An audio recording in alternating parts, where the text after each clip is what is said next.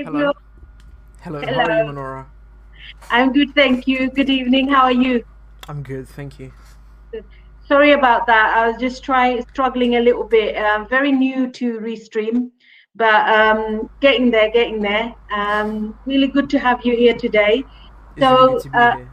yeah, with Gabriel, I only actually asked Gabriel a few days ago if he would kindly join me because I just felt it would be really nice to hear from you, Gabriel. Our topic is community leadership, and whether you see yourself as a community leader or not. I think that many people listening right now and who will hear what you have to say will feel that you do fall within that under that title heading. So Gabriel's our president of the Youth Advisory Board at Waltham Forest Community Hub. But today, Gabriel, this is all about you. So tell us a bit about yourself. What do you do? You know, how did Um, you? so after Monora's great introduction, I don't know what else I can say. Um, I'm part of the Youth Advisory Board, like she said, and I'm doing a little projects on my own here and there, but my main focus right now is the podcast that she mentioned. Myself and other members of the Youth Advisory Board, we got together, created this little podcast for the Waltham Forest Community Hub, and for the past month and a half, we've been releasing episodes every Saturday. So tell me, how long have you, like, known me, or tell us a bit about your journey, how it all started. How old were you, Gabriel, when I met you? So I was 16 years old when I first came to the hub. The reason I actually came to the hub, it wasn't any volunteering or I haven't seen any ad. I was doing the Duke of Edinburgh program in college, and I needed a section to complete my volunteering.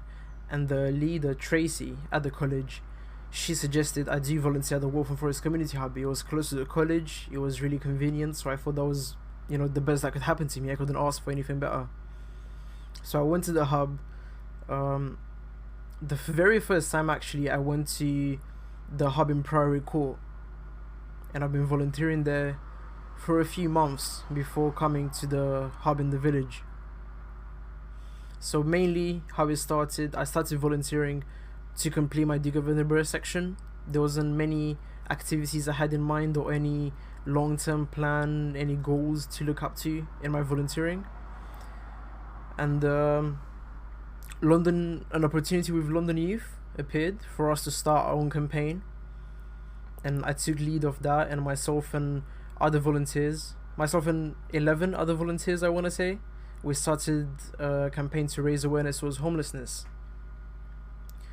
It was a successful campaign, I would say. Um, we won a £600 pitch at the Channel 4 building that was awarded to us, and we achieved what we wanted to achieve through our little campaign. So that was successful, and it made me look at volunteering as much more than just something to complete my Duke of Edinburgh. It became something that I wanted to be involved in and take action towards. So I would say Duke of Edinburgh is what started this whole thing, and the campaign to raise awareness towards homelessness is what made me stay and want to take a more active role in volunteering in the community. You put yourself forward, didn't you, for leading leading the group. Now, most people, I know I've got connections on LinkedIn, and we have really interesting discussions around what stops or prevents people from taking the leap, stepping up. And many people talk about courage and bravery, and often people don't put themselves forward for that reason. Hmm. So tell me, when you put yourself forward, what were you thinking? I think, okay, I'm not the bravest. There's definitely many more people in the community that are braver than me or less anxious than me, or just, for all we know, even better in leadership roles than I am. I think what made me step up initially was just the thought that I really wanted the campaign to be done. I really wanted it to get somewhere, and the only thought that was in my head is was if I don't step up, what if no one does? You know, I was scared that if I don't do it, it's just not gonna go anywhere. So I had to, pull myself, take lead, and just work with everyone in the group to make the campaign something. Were you worried about how others would judge you? Were you worried Yes. about stepping on people's toes? Yeah. Were you? Yeah, yeah. Because I was 16. Never had such responsibilities or just such a high role before. Before coming to the hub, I think my life honestly was just going to the college, doing my studies, and just having my leisure time in my free time. It wasn't I didn't have any role that put me in charge. I didn't have to make really big decisions. That was the first time I had to actually make decisions for a group that could have a good or bad result. So it was a lot of anxiety that I've never done this before. So what are people gonna think if I mess up, if this doesn't get right? But luckily there was a lot of support at the hub. There was people to look up to and people to go for advice. So it wasn't the easiest journey, but it was an enjoyable one. I don't regret a second of it. Yeah, yeah, yeah. So with your commitment to, I guess that's where perhaps the volunteering started, but then it never really stopped, did it? You felt more like you wanted to commit more and more. And I think it's really important to highlight that during the pandemic, that charity, like any other charity, was struggling. And I feel that in a lot of ways it's commendable that, our young people to approach us to say, what can we do to help the charity? So tell us a bit about what you were thinking, when you came up with all these different ideas, because you certainly came up with lots of ideas, Gabriel. I think when the pandemic started, I was still. I knew there was not going to be many activities at the hub anymore. I knew our volunteering activities at the hub weren't going to be so many as they were before. But I just hoped it wouldn't be so bad as it was. So maybe for the first few months, I was sort of just waiting to see where things go with the pandemic and the restrictions and the lockdowns, see how much it actually stops us from volunteering. And when I realized that, it could be months or a year, like we saw, with very little volunteering activity, I was really scared of the initial group we had just disappearing, people losing interest, people just, after many months or a year of not going to a place, I thought people might be inclined to just not come back. I was scared there wouldn't be a link keeping the volunteering group together. So I thought the best way to keep people engaged is get them to do things.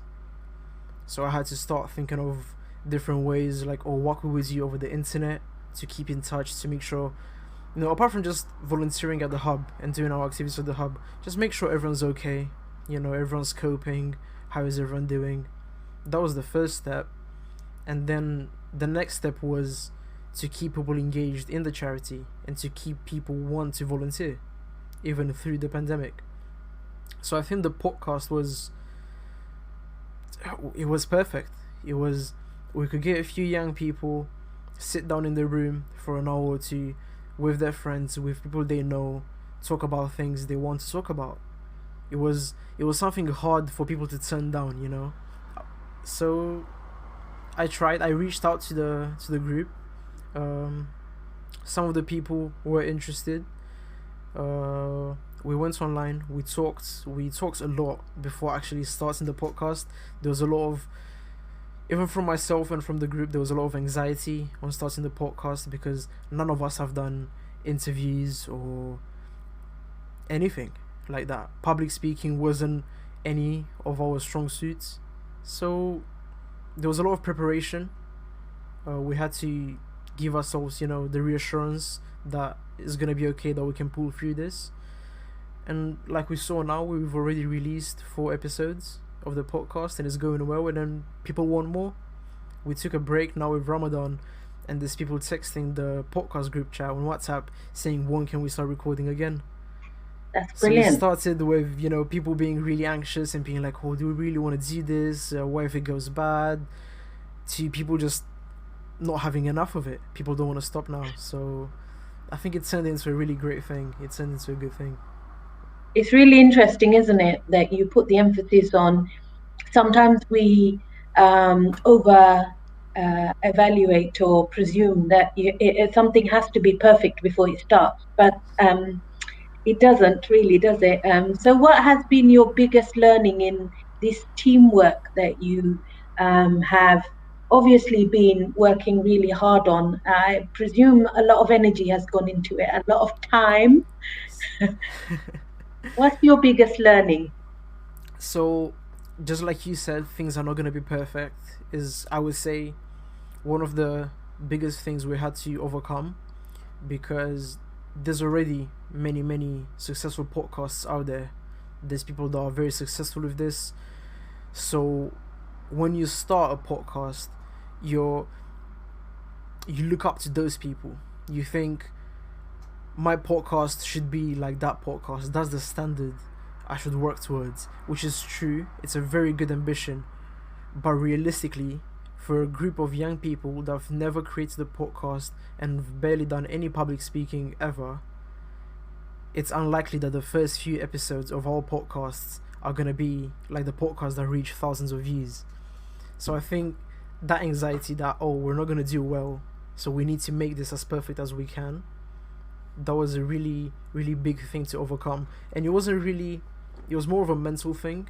It wasn't even an actual roadblock. It wasn't any network difficulties or any budgeting problems or anything like that. It was just mentally the group had to overcome the thing that, okay, these first things are not going to come out perfect, but we try to be perfect. We work and we improve, and you know, with every episode we try to add something with everything we do, and the more we go along with the podcast, we try to make it better. But another thing that people that might want to start a podcast in the pandemic might want to get accustomed to is that in reality it's really hard to record something remotely. People might think that it sounds easy. You could go on a Zoom call with 4-5 people, someone records it, and that just goes on YouTube, which is what we thought at the beginning too. But there's so many more roadblocks. There's going to be network difficulties. There's going to be some delay that comes with talking over Zoom or any other platforms. There's many more things that you have to overcome remotely that you wouldn't have to overcome in person. Mm-hmm. So I think, and we had to experience it firsthand. There was no one to prepare us for this. We went into recording. We started creating these episodes. We decided on a format for the episodes and how we want the episodes to look like. We started recording, and then we realized that things are starting to go bad. So we had to take a step back and just it was honestly a group effort, because when you do take a step back, when you encounter a roadblock, it's not just the leader that takes the pressure. The pressure is also, it's on the whole group. Everyone's anxious, knowing that, oh, can we still do this? Is this still gonna go forward? So it's a lot of teamwork, I would say, when you do things remotely.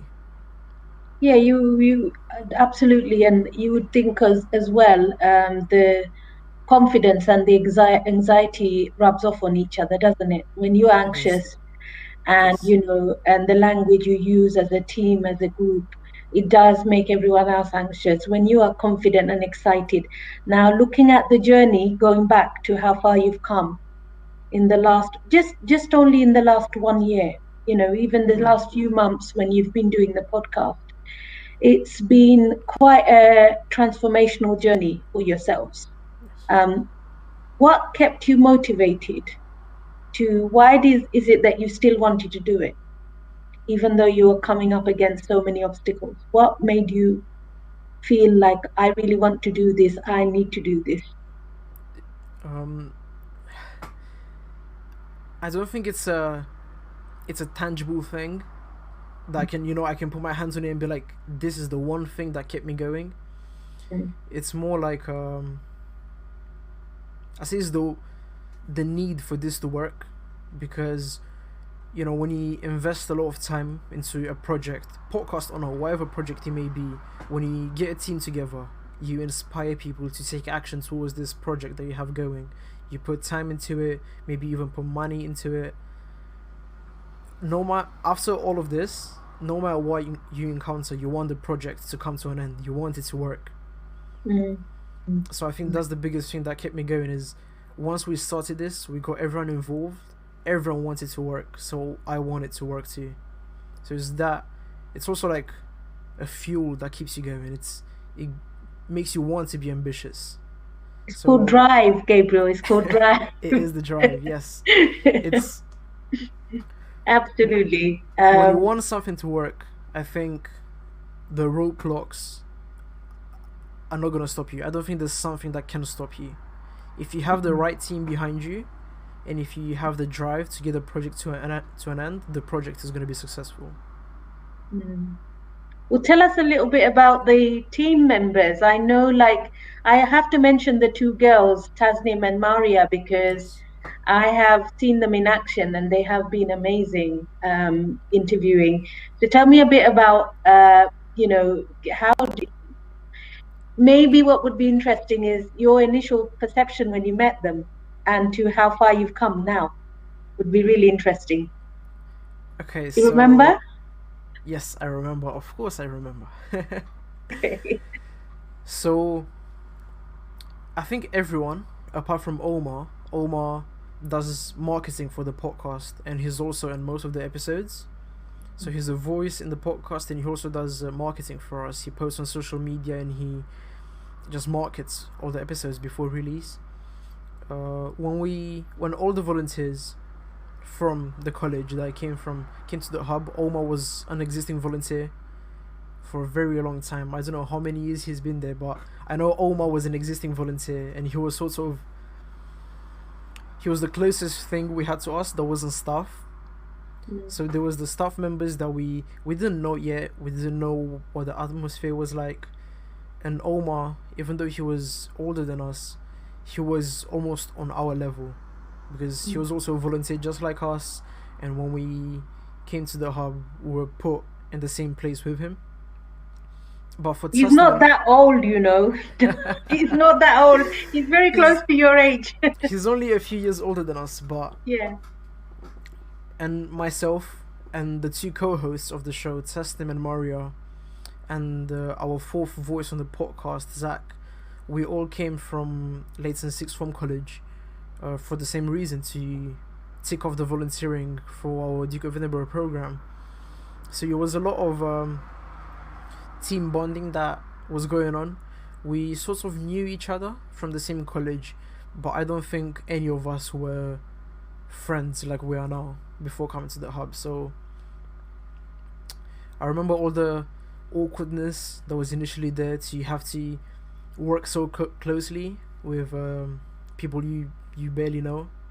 So I remember the awkwardness, the anxiety that, what if I do something wrong and then these people change their opinion on me, or it was a lot of walking on eggshells almost at the beginning. But then through volunteering and doing it weekly and seeing each other in college, it disappeared rather quickly. I'd say the awkwardness went quickly, and we've been friends since. Because of the Duke of Edinburgh program, myself, Maria and Zach, we are actually in the same group, and we've been on expeditions together. We've been camping, which is outside of the hub, but I would say it was really valuable, because doing these things really bonds you to be more than just a team. You want to understand each other, and you just connect on a different level, more than you would connect with just a workmate. Simply, it was just much more than that. We're just friends that go to the same volunteering place. It wasn't just volunteers that work together. So I think that made it much easier for us, that apart from being volunteers, we're also really good friends. And that is important, isn't it, to keep yourselves going and motivated, especially, as you said, lots of roadblocks. So what do you think, how do you think you have grown in the process? Because I know you've got a lot of things that you're working on aside from the podcast. But like as an individual, how do you think you've grown in your confidence? Maybe, like what how do you feel about when you So look back at yourself? looking back, the anxiety is still there. The every time I start something new, even though I have the volunteering experience behind me, it's still the anxiety that, is this gonna work? Should we actually start this? Like, is there even a point in starting this project? So those questions and the anxiety is still there. But I think what I have now and what I've gained now volunteering that helps with that anxiety is the experience that we can as volunteers get things done. So there's been projects that I've worked on that did succeed. There's been, public speaking was a thing that I never thought I would do, and Is what you're doing right now. Is what I'm doing right now in front of an audience. Is what I've done at the Channel 4 building in front of the board. It's things that, I'm still anxious when I have to go to public speaking. When you asked me to come to this, I looked at the text and it took me a little, to accept. But now, at least at the back of my head, I know that I can do this. I've done public speaking before. And I got it done. So I think that really helps my confidence, seeing the things I've done through volunteering and the accomplishments we got as a team, really. And I think I can speak for the team as well, because when you see the same team doing different projects and get them to an end, making them successful projects, starting a new project is not as hard. It's hard when it comes to the work and time that you have to invest it on. It doesn't get any easier. All projects require time and hard work. But the anxiety of starting a project is very little when you have the same team behind you that you've done so much work with. So I think experience is a really big thing.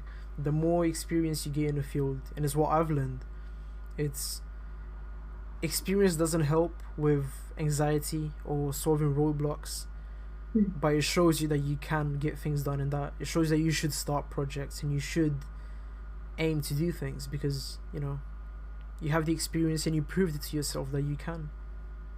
Absolutely. And experience is your example of action, because the difference between somebody saying I'm going to do this, I'm going to do that, and then actually doing it. And that's what leadership is about, taking that action, taking that first step. And then the biggest thing that you mentioned earlier, responsibility. You said that you've never been responsible, yet you put your hand up to take that responsibility because you were worried that if you didn't, nobody else would, and it might not happen. And I remember as well when you were talking about the hub, because this podcast is something transformational for us as a charity, because we don't have a podcast, and you guys have just made a huge change. The community leadership is all about that, making a change in your community to better the community. Now, tell me what the intention is behind the podcast. What do you hope to achieve? Like, I know you talk about, you have different topics, really, really interesting topics that you want to be addressing during the podcast episodes. But what was the main aim for the podcast? So, when we started initially, like I said before, I wanted to give the group something to do. I wanted to start a project that people can work on remotely to, keep the ambition going, to keep the motivation up for everyone that was stuck in their house during lockdown. And while deciding on the format of the podcast and how we want it to be, what we want to call it, what guests do we want to have, what topics do we want to talk about, we realized that the best way to do this is try our best to give other people our age, other young people, just show people that young people can inspire other young people. We don't want young people to always look up to the best podcasters that there are, which isn't bad. It's a good aim to have. It's good to have role models, but I also think it's really good to have people that are closer to you, other young people or people from the same community or the same college, that can inspire you to do things.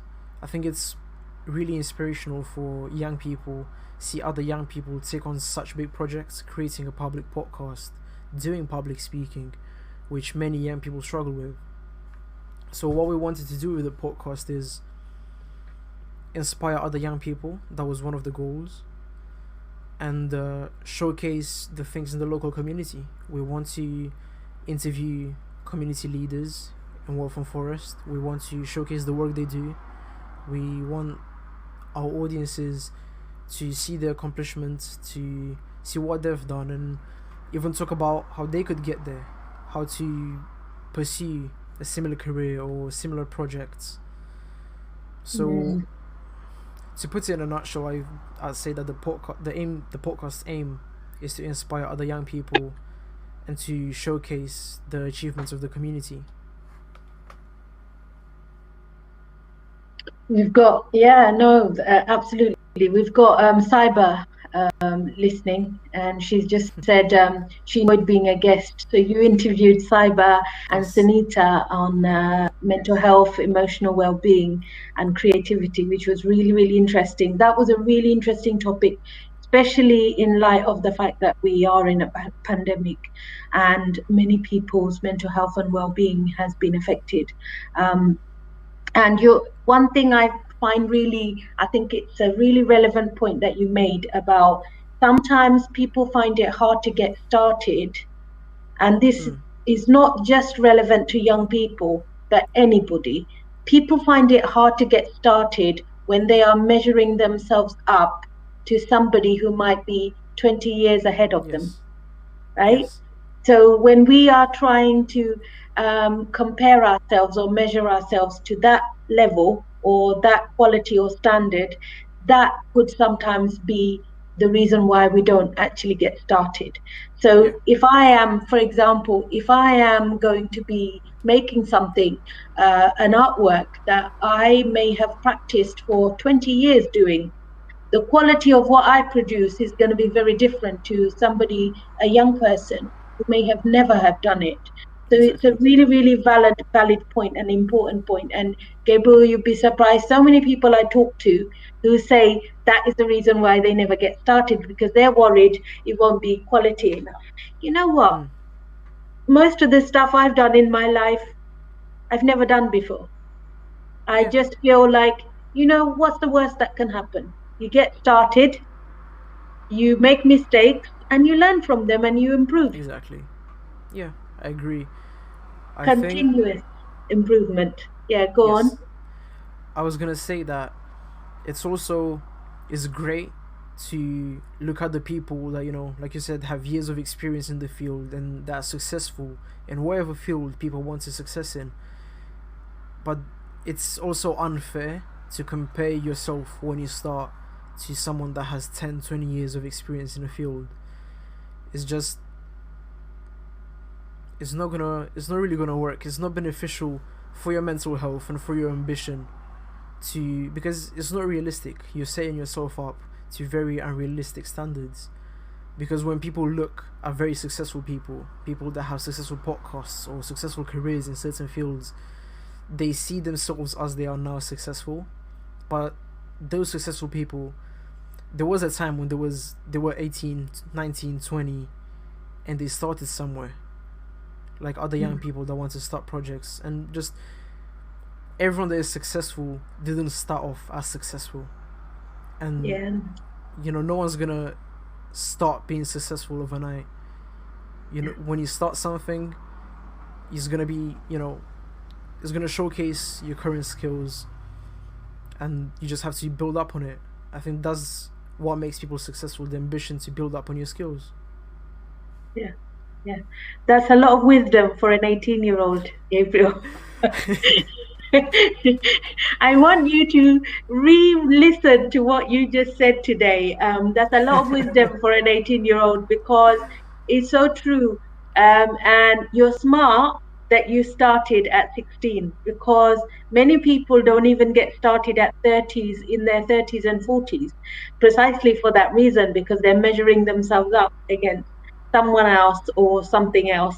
And but you're absolutely right. You've got to get started sometime, don't you? Yeah, exactly. And the sooner you start, the better, because then you will have, just imagine in 10 years time, the amount of experience you have, you there'll be lots of people that won't be able to compete with you in that field. So yeah, so have you, what's your, like, what are the new things you've learned around marketing, branding, and because you've, I know we've been talking about podcast, but there's a big role marketing and branding plays in podcast, and you yourself have recently just joined LinkedIn. So Yeah. tell me what you understand about visibility, somebody's favorite topic. Mildred Talabi, who's a connection of mine on LinkedIn, who introduced me and has been encouraging me to be more visible. So I have to mention the word visibility. How do you feel like that has been for you? You're learning So around that. yeah, I don't think I've been on LinkedIn for a month. It might be even less than that, and I'm starting to make some connections to see what other people that have experience on the platform, what they're posting, how they're interacting with people. I'm trying to soak all of that information in. And what I realized with LinkedIn is, if you don't put your work out there, no one's gonna see it.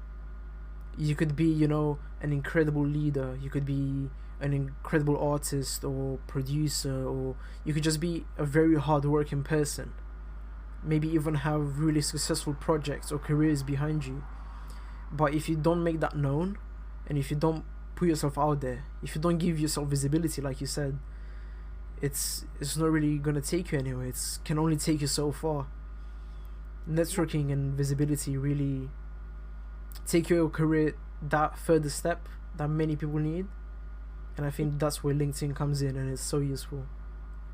Brilliant, brilliant. Well, what are your plans now then, Gabriel? Tell us what you intend to do next. So carry on with the podcast, obviously, because like I said, people are very excited about the podcast, and I'm gonna go to university in September and study film and television. Brilliant. And the aim is to pursue a producing career in the film and television industry. Wow. The dream, the end goal is to make my own documentary. Fantastic. But that's a few years in the future. For now, all I want to focus on is the podcast, get into university, and I want to start my own business. I want to start a clothing business that gives back to the community and takes the more ethical route.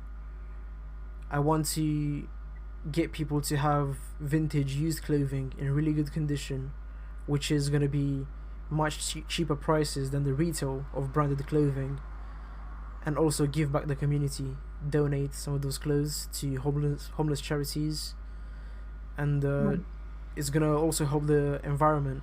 People don't need to buy as many more clothes when they could get just as good clothes.